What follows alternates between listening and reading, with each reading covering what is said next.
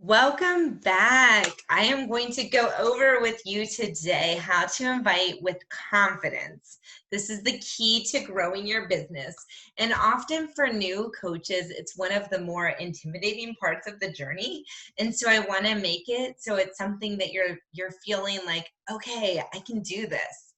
So I have lots to share with you today, but it's really going to strengthen your ability to move forward and grow your business.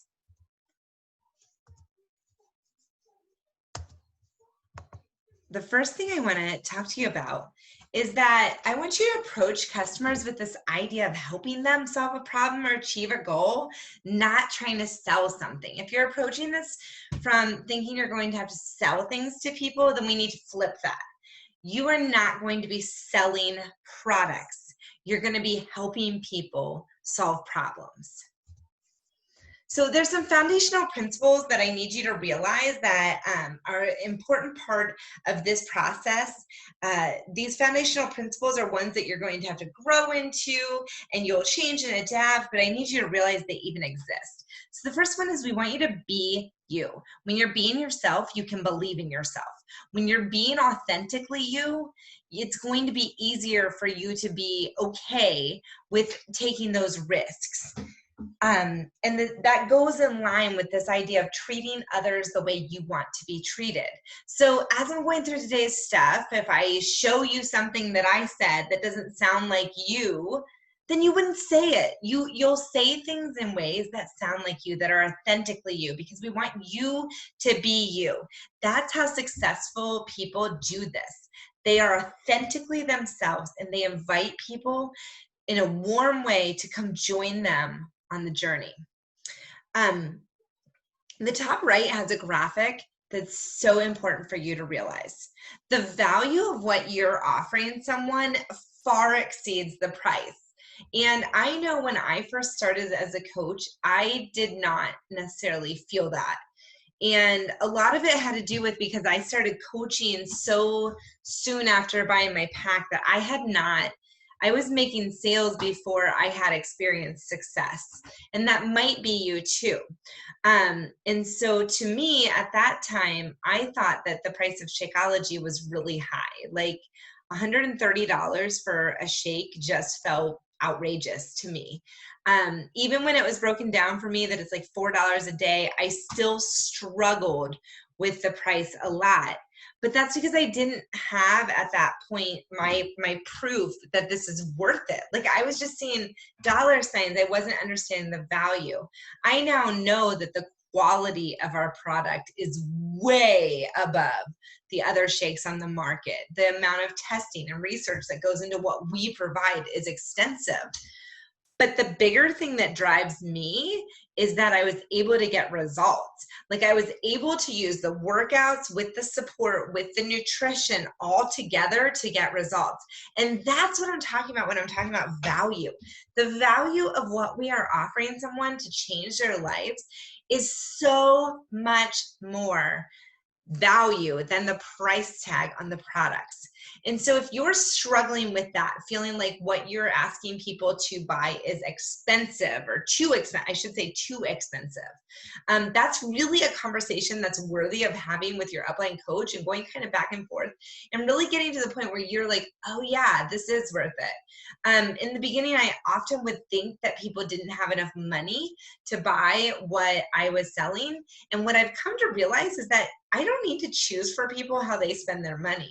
I can look around at pretty much everyone in my life and judge how they spend their money. Like, oh, they didn't have money for those expensive shoes, or they shouldn't be driving that car or whatever. Like oh my gosh, they went to that restaurant last night and spent all that money. And so what I've learned is that I don't need to decide if they can afford it or not. They need to decide if they can afford it or not. And really, we're talking about people's health and like adding years to their lives. We're not talking about some product that's going to end up at Goodwill. So it's really a foundational principle that you need to understand that the value is so great on what we have to offer. The next thing, and I'll talk about this more later in this video, but assuming that you're going to be successful and that people want to do this with you is going to make it so that you won't fail. People will want to join you, but if you're constantly thinking they won't, no one wants to join someone who's like sending signs, subliminal signs that they're like thinking that they're going to fail. And so you need to assume, yes, people are going to want to join me. They are going to want this journey. And finally, the last picture, I don't love that it says sale, because I just don't think of what we do as sales. I think of what we do as changing lives. But the reality is, if you want to help someone change their lives, it's going to be a try method where you first need to have a great relationship. They have to have trust in you. And then you have to be able to communicate that the products and that the service that you're providing have value that is worth them taking the risk. And so when all those come together, that's when people decide to trust you with that opportunity to change their lives. And with that idea, I need you to look at this quote. You will get all you want in life if you help enough people get what they want. While you're building this business, ultimately you have goals for yourself in this business, and whatever they all start with you helping others. This is a business of helping change others' lives. Whether you're inviting someone to be a coach with you or to be a challenger of yours, in both situations, you are going to change their life in a way that can have profound impact and ultimately generational impact, either in health or in finances. Both of those are such a gift that we get to do. And ultimately, the more people you help, the more you're going to transform your life to be the one that you want to live. So I want to talk about what inviting actually looks like. A lot of times when new coaches think of inviting, they think of the posts that people put on Facebook or on Instagram. Those are not the inviting that I'm talking about. So when I talk about inviting, I'm talking about private messages that you're sending to people. I'm not talking about these posts. However, I want to talk about these posts because they're part of the journey. We learned in the Success Club tracker that you are supposed to post call to actions and things every day. So I want to talk about these 3 posts. If you look at the one over here on the left, that's one that I posted that looks like an invite. It's the only one on here that actually looks like an invite. And I want you to notice that very few people liked this post at all. It's because these inviting posts often don't work. That's not what actually gets someone interested or makes them want to join you. This next post is a post that I do a couple times a year. It's very engaging for people. Just how many pounds would you want to lose if you can't fail? It gives me all kinds of conversations. You can see here I had, I responded to everyone. So it was about, 45, 46 comments that I got there. Lots of conversations I was having with people. In this last post over here, it has nothing to do with inviting to a group, but I'm showing my authentic self and an area that I'm working on, which is my time management. And I want you to realize that all of these are kind of where inviting starts often. The people who like these posts and commented on these posts, these are the people who ultimately I invite to join me in challenges. And so while we have this social media presence, and while we do put up call to actions and things that will hopefully get people to engage with us, ultimately the inviting process happens in private conversations one-on-one. A lot of times new coaches will put up a post like on the left and they'll think, oh, nobody wants to join me because no one liked it. Well, no, this type of post doesn't really do much. It does plant seeds. There are seed planting posts that some people will see and they'll realize, oh, she can maybe help me. But it doesn't mean that they're going to comment. Very rarely in your time as a coach will someone comment on your post and it turns directly into someone who wants to join in.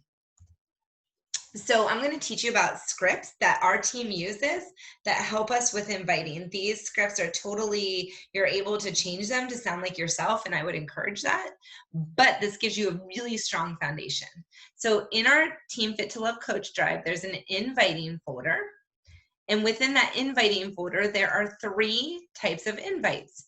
One is to the Brunch and Biz. That is a webinar for potential coaches. One is just like a generic invite that you could send at any time to a challenge group. It's not tied to a webinar. And the last one is for the ultimate solution, which is an invite to a webinar for potential clients. Essentially, these two invites are exactly the same, just the only difference is this one, you're not doing the webinar. This one, you are doing the webinar. So what you're inviting to, you already should be familiar with our 2020 calls calendar. If you're watching this video and it's another year, we should have a calls calendar made for that year. We have the brunch and biz call once a month, and we have the total solution call once a month. And so those two, which were the first one and the third one, those you have specific dates for. If you want to invite someone to the challenge group and it's not close to one of these, that's where this generic invite might become helpful for you too. So the overall process of inviting is that you have an initial invite either to coaching or to being a challenger, and then there's 3 possible responses that people can give. When they're interested, you're going to drill down on what they actually want, and then you'll clarify the sale and you'll close. Just so you know, most people have some sort of objection or something they're concerned about along the way. This is very normal, and at the end of this video, I'm actually going to address ways to approach that feel very authentic, real, and sincere. The invite process that I'm going to take you through today, it's going to start with inviting someone to coaching. The nice part about if you start with inviting to coaching, if they say no, you then can invite them to a challenge group. However, if you invite them to a challenge group first, it's just a little backwards to then invite them to coaching. And so it's an easier way to start with invite to coaching, then invite to challenge group. You might find that you feel more comfortable with one way or the other. It's all okay. But I'm going to walk you through that because it really can help build a very successful business early on if you're building your coach network while you're building your challenger network. So step 1 is to send an initial invite to coaching. So this invite says, hey mama, hope you're doing amazing. Just want to check in with you. I know times are cray right now, but you might not be interested in this at all. But I found there are so many people interested in making extra money right now, or just finding something productive to be a part of during this time. I think you would be an amazing fit. And I just wanted to see if you've been watching my stories and seen what I'm up to and wanted to know if it's anything you might want to do too. Again, I just want to say no pressure at all. Like some people just aren't into it at all, and that's okay. But if it's something you might be interested in, I'd love to share the deets. Okay, this was an invite to coaching. I personally don't say, hey mama, I don't say things are cray, and I don't say, I'd love to give you the deets. That doesn't sound like Laura. So I would change this to sound more like me. I'd probably say their actual name, hey Kelly. I'd write the word crazy, and I'd say details. But overall, I would keep this invite as is, and that's what I'd encourage you to do. I'd probably lose the emoji too. I don't like emojis in invites. Specifically, if you use a lot of them, it makes you look really salesy. So after I send that, there's 3 options of what could happen. Someone could be interested, or they might not give me a response at all, or they might not be interested. So I'm going to talk you through each of those 3 situations. If they're interested, I say, oh yeah, I'm so glad to hear back from you. I'd love to have you join my teammates for a brunch and biz on Saturday morning. This time we'll share what we blah, blah, blah, blah, blah. Or I can send you the recording. Which do you want?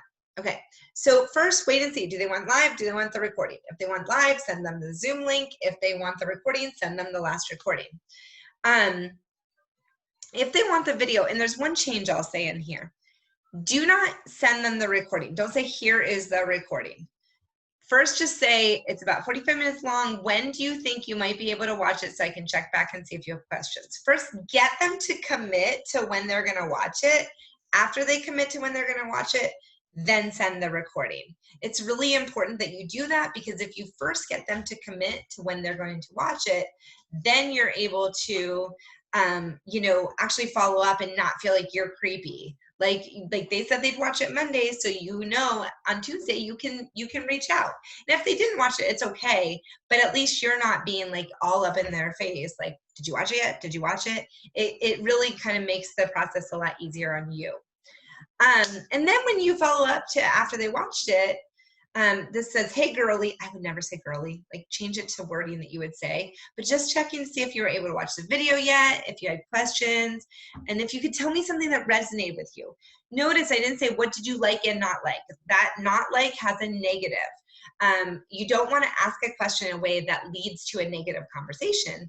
You do like to ask what resonated with you, because that's going to let you know what they're interested in. Perhaps what drew you to all this is not what's going to draw them. And so it's way better if you find out where their energy is first, because then the conversation can steer around what's important to them and not just what's important to you. So this is a time I invited not to coaching, but to a challenge group. And I just want to show you what a yes can look like. Notice the blue is my typing. Notice everything I did had a question at the end. So these conversations, when you have it with people, will involve a lot of questions and you learning about them. Notice there's no long explanation paragraph anywhere in there. If I'm trying to explain something about our products, I'll send the video from Beachbody, the 3-minute videos they use, that really explains the product much more succinctly and in a way that's getting the auditory, the visual going at the same time, where they're engaging with the video. When I'm just typing things, it's dry. It doesn't feel exciting. So I'd rather give them something that gets them excited and explain things. So the second thing that could happen, right? So you sent the invite and maybe they don't respond. That's fine. That's actually normal. I mean, I don't have a stat, but I would say, like more than 50% of my invites end up in a ghosting situation.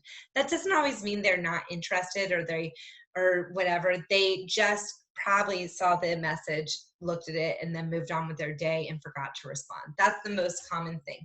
So I like to send this message, and a lot of times I would say about half the people I send this message to end up replying. So it's just like, I didn't mean to offend or annoy you. I'm just passionate, want to share with you. I think you'd be a huge asset. Do you want more details? Hope you're having a great day. Hopefully that starts the conversation again. So much about inviting is literally just about having conversations. Please know, if people don't respond to you, don't put all these emotions on them. You don't know what they're actually thinking. It's so easy to be like, oh, they were turned off by this. They don't like this, da, da, da. You don't know that. And you literally don't know who needs you to come in and change and give them an opportunity to change their life. And so don't take that from them. Just so you know, this is what ghosting can look like. Like, I invited this chick to something. She said she can't go. I replied, and then she didn't respond to me. I replied again. She still didn't respond to me. Then I'm going to send the ghosting message. No big deal. All right. So finally, let's say they're not interested. You invited them coaching. They're not interested. So now invite them to the challenge group. So thank them for getting back to you. Invite them to the challenge group. Remember, word this in a way that feels good to you. If they don't respond to that, we have a ghosting message that's, just more about the actual challenge group. But it's that same thing. Like, anytime you send an invite, people have choices. Yes, no, or ghost. And so you proceed down whatever road it is. Now,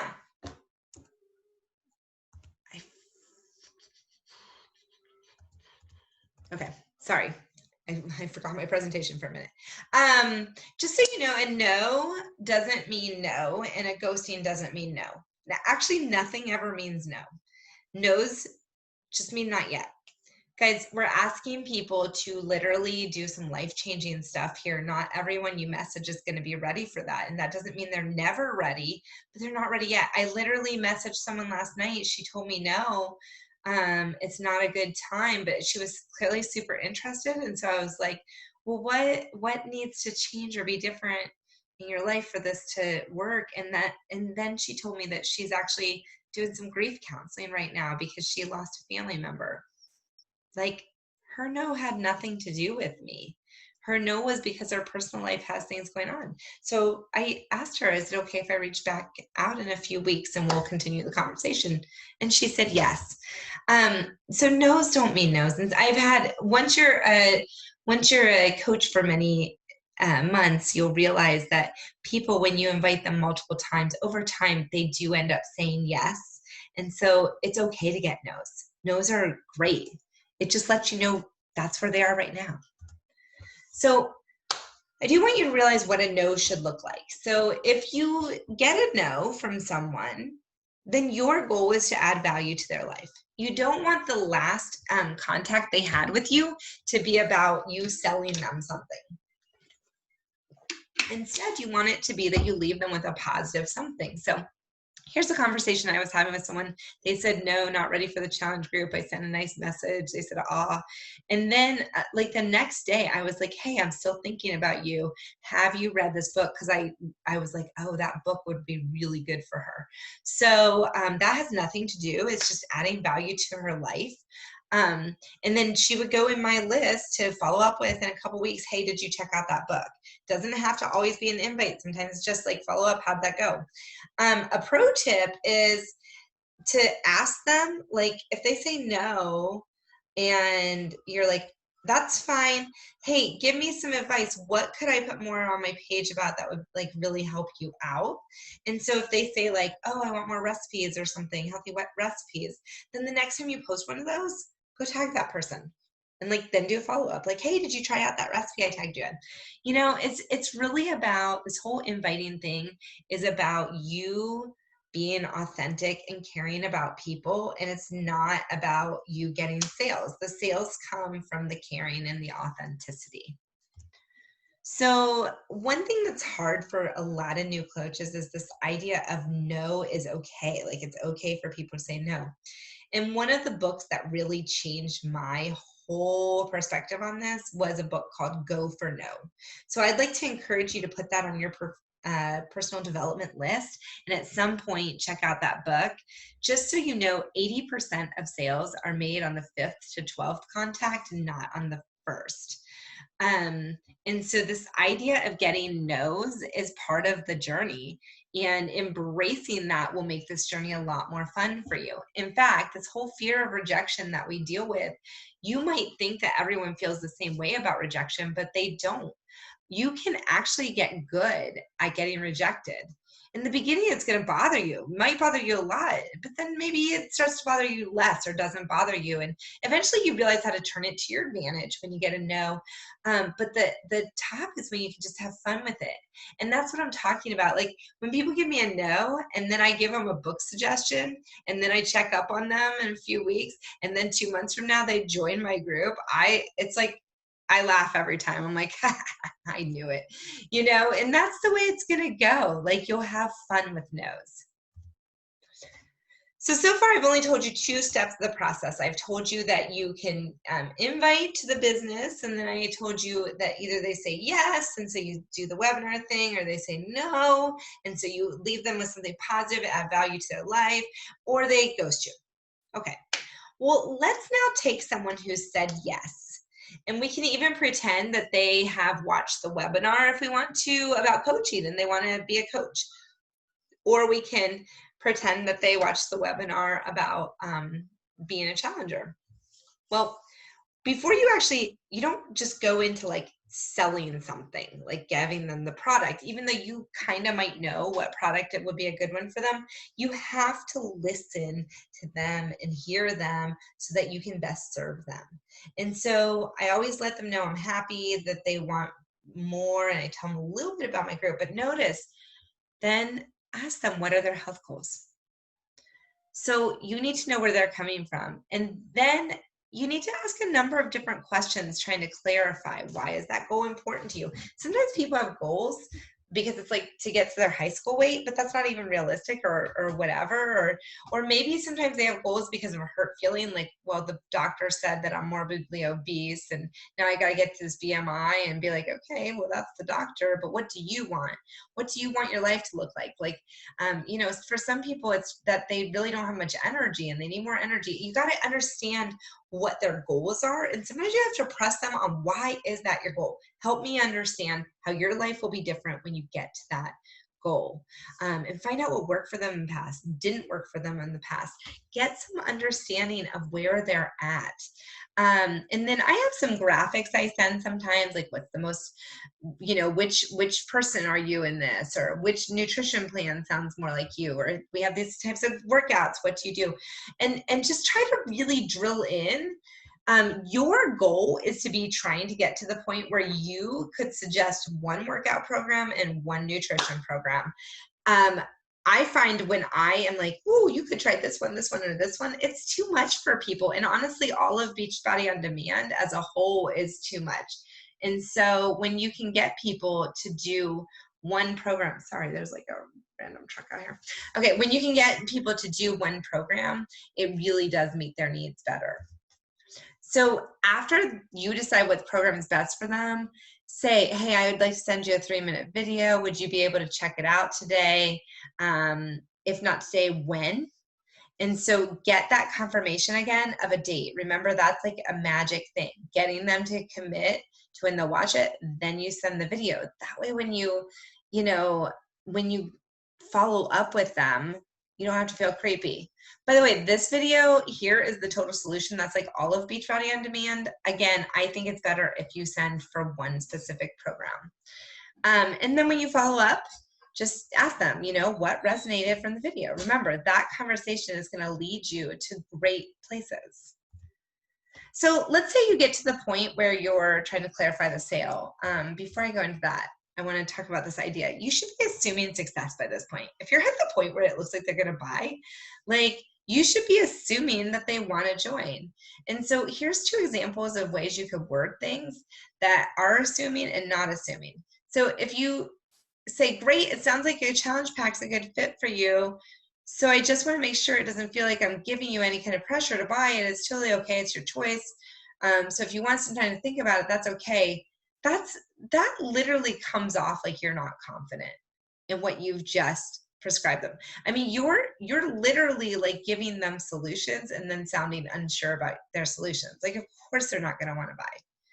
So instead, great, this sounds like a great fit for you. I know you're going to love it, and I'm excited to work with you. Click on this link here and I'll get you started. See, when you assume that success, you're lowering the pressure on them and you're communicating confidence. They can still ask you questions. They can still back off or whatever. So you don't need to worry about that, but you need to show up in a way that gives them confidence in you and what you're going to add to their life. So here we are at step 4. We invited, we got their response. I forget what I called step 3, drilled down on their needs, and now we're clarifying the sale. And so at this point, I like to send a graphic of whatever the latest program is with the different pack options. Remember, there's 2 things. Challenge pack is for someone who's never had Beachbody On Demand. Completion pack is if they already have Beachbody On Demand. So send them whichever graphic. And then I like to send these graphics to help them clarify what flavor of Shakeology or what performance line thing they want to help them and get all that figured out. And then step 5 is closing. This step is essential. So before you finish the sale, say, oh, one last question. There's 2 options. First one is to be a customer. All future orders are at retail price. Second option is preferred member. You get a 25% discount on all products. It's $15.95 a month. It would still save you about $16 on Shakeology. Which would you prefer? Don't overtalk it. Don't over-explain it. Let them choose. There are so many people who love just getting a discount on stuff. And it helps grow your business if people sign up as preferred members, aka coaches. But it also grows your business if they sign up as customers. Give them the ability to choose what's best for them. Finally, you're going to ask for their email, and then if their email automatically populates into Share a Cart, which there's a training in this day where you'll do about Share a Cart, then you will have to do the coach change request form first. You always build their purchase for them in Share Cart. Feel free to add on something extra. Some people like to add on a 3-day refresh. Some people like to add on a weekender kit. You can add something extra on, just let them know, hey, I added this on. I think you'll like it because of whatever. And then, let them know to message you as soon as they purchase. So when you're finishing, you're building that for them, sending it to them. They just do the last final steps. Oh, I should say one other thing. I tend to always let people know, hey, just so you know, the deals they offer you at checkout are legit good deals. If you see something else you want to add onto your cart and you want to message me about it, that's fine. But just so you know, those discounts are really nice. So I want to definitely talk about objections.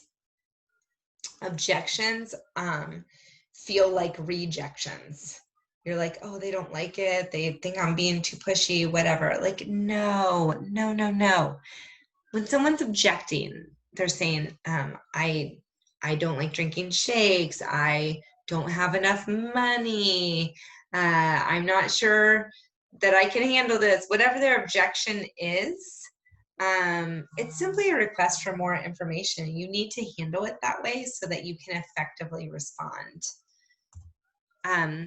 So this phrase, facts tell, stories sell, really transformed my ability to be able to talk about products in an authentic way. And so let me give you an example. With Shakeology, I've done a fair amount of learning about Shakeology, listening to top coaches talk about it, listening to the creators talk about it. There's research that Beachbody has done about Shakeology. I could list out all the ingredients and the benefits. And what I found is that never helps me I was going to say convince, but I never try to convince people. That never helps me communicate to someone why they should use it. What does help me is when I tell my story, my personal story. So facts tell, stories sell. Do you want to know why I use Shakeology? Real easy. I have a crazy sweet tooth. I use it after 8 p.m. a lot of nights as a dessert. It keeps me out of my kids' candy bucket. In addition, my nails are stronger. My hair is stronger. Beyond that, when I started using Shakeology, I realized I got more energy, and I didn't even know I didn't have energy. It was one of those things where after I started using it, I was like, holy cow, I had no idea I was deficient in this area. In addition to that, I get blood work for work every year, and my blood work has improved significantly over the years as a result of this healthy lifestyle. I don't get sick very often anymore. I used to. There's no there's no medical claim from Beachbody that Shakeology makes you less sick, but I'll tell you what, since I've been using it, I don't get as sick, and I'm consistent with my nutrition. Notice all that's about me, and that's what people want to hear. They want to hear your real, authentic story, or people you know's authentic stories of why would they use it. So one of my favorite ways of handling objections is this feel, felt, found. This is showing you a objection about cost. So notice this coach responded, I totally understand how you feel. Investing in anything can be a big decision. So acknowledging and validating their feelings are worth it. My friend blank felt the same way. Now the felt can be either something you felt. I tend to do things I felt. Or someone you know who felt the same way. So acknowledging that their feelings are even felt by other people. She had no idea how she could pay for it until she found out she could enroll as a coach. And then she found, notice what she found. She found she could enroll as a coach, get other people in, it paid for her challenge pack. Feel, felt, found. Such a good strategy for handling any objection. Another one is, I don't know, all I know is. Now this one, they're talking about a money objection. So I don't know about that. All I know is if I were serious about, and then you repeat to them whatever their goal was, I'd find a way to pull together money, but don't let money be your excuse. I know you're serious about doing this. Let's find a way to make it happen. Would you like to spend a few minutes exploring how you can find money that you need, or do you want me to put you on my list for my next challenge group? which will give you time to save. So there's one for money. I actually use this one more for shakes. So there's like hundreds of shakes on the market. And so a lot of times as a coach, you're going to get people asking you like, well, how's Shakeology compared to this shake? And in the beginning, you might be tempted to like do all this research and stuff, which is fine, but it's not worth your time, honestly. Like, what is worth your time is to share what you do know. I don't know about Vega 1. All I know is when I started using Shakeology, I had more energy, helped with my sweet tooth, improved my blood work. Tell that. Just tell your authentic story. You don't need, if you find that you're saying how many grams of protein there is or how many, calories, like, no, facts, just tell. And honestly, people are looking for a change. They're not looking for a product, they're looking for a change. So there's a resource that we posted on this day. It's called Handling Objections from Beachbody. I suggest you print that out, add that to your notebook. And so that way, when you do start to get resources, you have a reference, objections, you have a reference to help you decide how to handle it. Got some closing thoughts for you. Listen, the way this goes, the way life goes, is that you're going to try and fail. That's going to happen. Try, fail, try again. Try, fail, try again. Sometimes you're going to try and then you're going to succeed. Like that's going to happen too. And then you're going to try again. But this whole system involves failing. And so that means perfection is the enemy of your progress. If you're looking for perfect to be perfect, it doesn't exist, not going to happen, and you're going to fail if that's what you're looking for. Progress is going to happen from failing forward, failing and just making mistakes and learning from them and trying again. And so with this whole idea that you're going to have to struggle some to get good, I want to encourage you start to ask for help. My new coaches who are the most successful, do you know what they do? They screenshot their conversations. They send it to me. They put it in the coach group. How would you respond? How would you respond? How would you respond? Or they send me a conversation that's not going well. What here could I have said differently? And they seek out that advice so that they grow. The more you are transparent about where your invites are at, where you're struggling or finding success, the quicker your invites will get good, and you'll feel confident. And this is an area that it's tempting to not want to show people because we feel vulnerable. But when we lose that and we realize that this team Beachbody, we are a team. We all build up each other. That is where the success comes from. And so please rely on us. And the last thing that I want to say in this is that there's a phrase that I have heard many times, and that is the fortune is in the follow-up.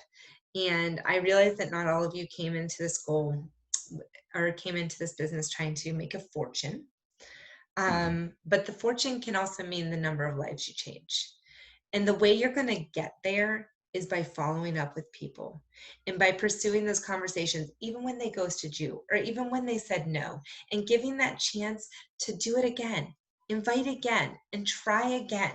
Because over time, those people learn to trust you. They see that you're consistent. They see that you show up. They see that you care. And that's going to be what makes them just want to be a part of what you're doing. And so remember, the follow-up is important. The consistency is important. And inviting, when you get confident with your inviting, you are unstoppable in this business. So I can't wait to see you grow in your inviting and to be able to teach others how to do the same thing. All right, we'll see you in the next video.